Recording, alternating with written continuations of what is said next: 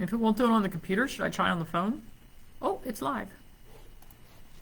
Yeah, the phone worked for me. Well, now it says the video is live, so we'll give it a try.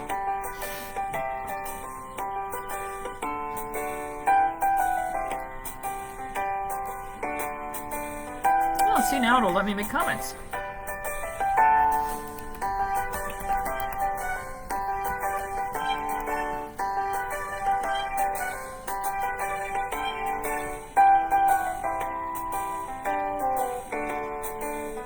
And we have people. Amazing how that works.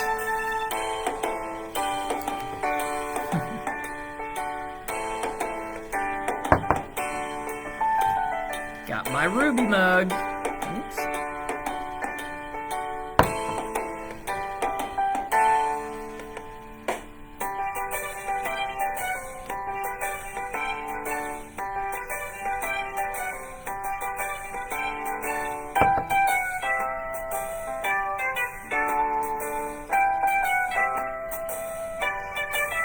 The groundhog lies. Oh, poo. Did the groundhog see his shadow? I guess he did. Pooh, are we having more winter? Because that doesn't make me happy. I don't like winter. Tried watching on Instagram, but not live, and it cut out. Facebook wouldn't even connect, and Instagram seemed like it was working, but what do I know? So this is take two. Facebook just wouldn't connect. So here we are. So I decided to come work at the office today and do my consultations from here instead of home, which is good because I need some communication with team members. And Gwen got a phone call this morning, and it was a pet owner who just received some fairly devastating news that her pet most likely has cancer, most likely in the stomach. And the only option she was given was euthanasia. That basically was, yep, we should put him to sleep right now. Done. And so she was calling here to see if she could get a quick consultation, which my consultations are really booked out.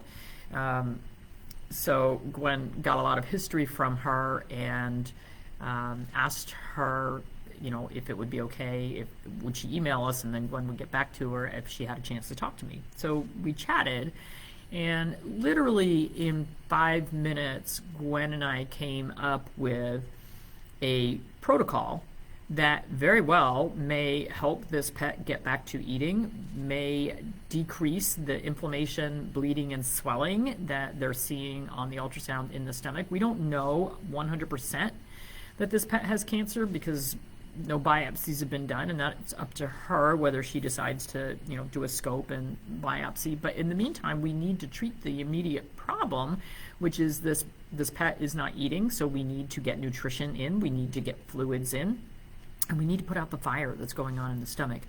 So we came up with a list of herbal, nutritional ways to support this animal and try to get over the hump and give the body a few days to kind of get its act together and not necessarily solve the problem, but at least make the animal comfortable enough that she can continue working forward with other options and getting what we need into this animal.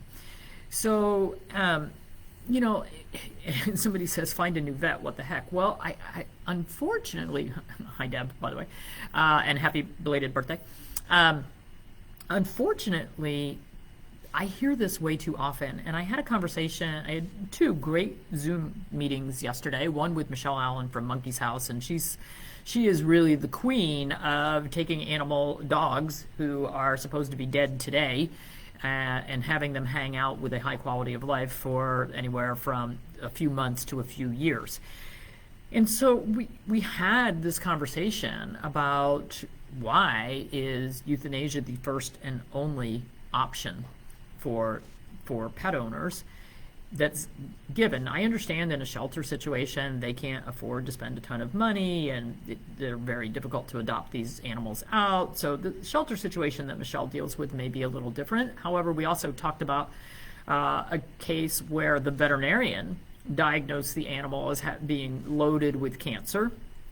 And so the owner dropped it off at the shelter. Michelle ended up with the dog. The dog didn't have cancer. Michelle got the dog completely turned around with diet and supplements and mental health. And the dog ended up being adopted out into a private home because she was what we call an imposter. She didn't even have cancer. But the only option those pet owners were given was euthanasia. And I had a conversation with another holistic veterinarian from Colorado in the afternoon, and she and I somehow came around to the same conversation. And she has an interesting story. She actually sold her practice in 2015, and in 2019 she started practicing again out of her house. And she said, I just felt so bad for people who were reaching out to me and their pets who were basically given the same answer that this client was given today. Oh, your pet has cancer. Euthanasia. That's the only option offered. And that's not the only option. Now, if your pet is diagnosed with cancer and your pet is flat out, hasn't eaten in a long time, emaciated, has no interest in interacting with anyone, might be a different story. Every pet is different, but when you're standing there getting a bad diagnosis and your dog is running around the room wanting to play, I don't think that's fair to say your only option is euthanasia. So it's up to you as the pet parent to make that decision. Yes, my pet still has a zest for life. My pet still has a good quality of life. We just need to get over this hump. And sometimes getting over that hump, for instance, I don't know if Sweta is watching, but Sweta now actually does some work for us here at NHP. But my initial consultation with her was for one of her dogs, I believe it was Maggie, who she wanted to take to Japan for heart surgery, and she had to have an abdominal ultrasound done in order to prep the dog for the surgery. And when they did the ultrasound, they found that the dog had hemangiosarcoma in the spleen. So clearly heart surgery was out. And I hope Sweta doesn't mind that I'm telling this story. And the veterinarians who did the ultrasound said, oh, we should put this dog to sleep right away. This dog is going to end up bleeding out. It's going to have a rupture. They just basically painted a very, very, very bad picture. And of course, here's an owner saying, I had no idea my dog even had anything wrong. You're telling me that my dog who's eating, playing, acting perfectly normal should be euthanized today? And so we actually had conversations back and forth almost daily from that day on until her dog finally did pass. And it was sort of like I was the only one in her corner saying, no, you're fine. The dog's fine. Keep going. Keep doing what you're doing. Here's your options. Here are things that you can try. At the very least, you can make them comfortable. You can try to help their body to heal itself.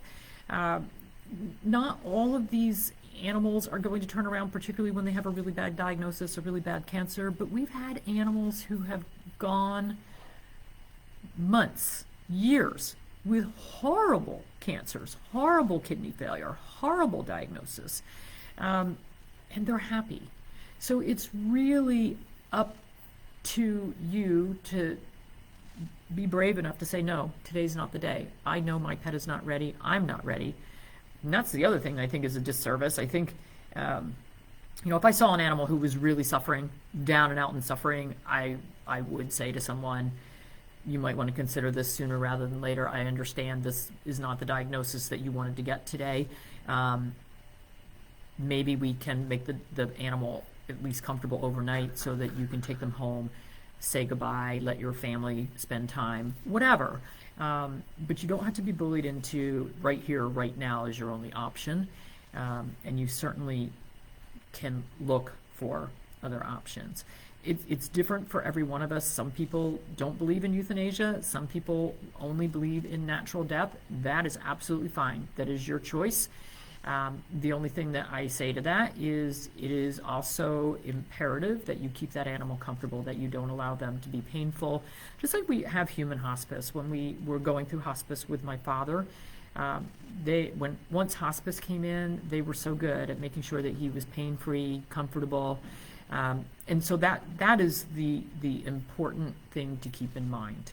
And as long as the animal is comfortable. Oh, hi, Nate. He says, it was the hardest thing I've ever done. After all we tried to keep Zoe's heart going, we had to admit defeat. Yeah, there comes a point where you know that their little body cannot take anymore, and that emotionally they can't take anymore. So, but you know your pet better than anyone. No one else can make that decision for you. It has to be your decision. So, so I'm hoping we'll hear back from this person and see how things are going. And I'm hoping that the suggestions that we offered are helpful and can help get things back on track a little bit for her. We'll see, and try to stay on top of it. The number of emails is overwhelming, but we do our best. So. Neely says, we're going through this with Garth. Inoperable liver mass. Yeah, those are bad.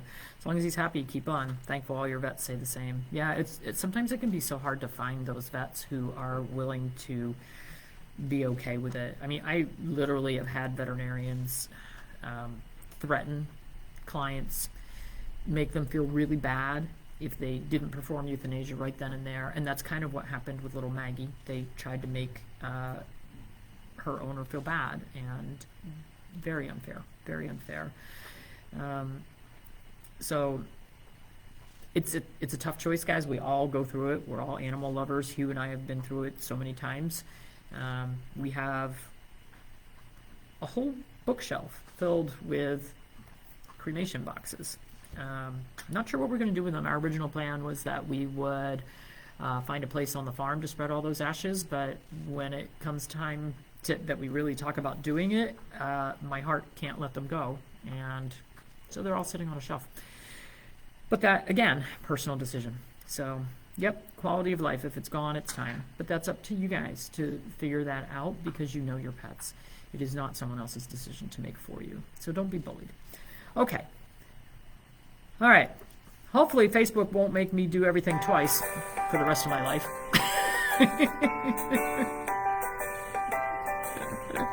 It is what it is. Everybody have a great day.